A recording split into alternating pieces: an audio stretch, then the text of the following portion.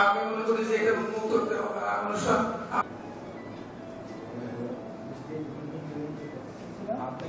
আমাদের কাছে আসছে এবং এখানে এই সিলেটে প্রেরণ করেছে। উনি যদি সিলেটে প্রেরণ জনাব কামরুজ্জামান উপজেলা নির্বাহী কর্মকর্তা মৌলভীবাজার সদর।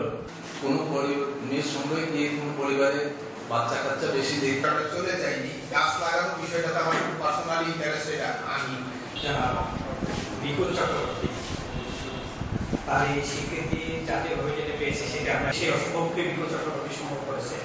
আমি এখানে আপনাদের সাথে শেয়ার করতেই পারি যে বিপুল চক্রবর্তী কিন্তু অসম্ভব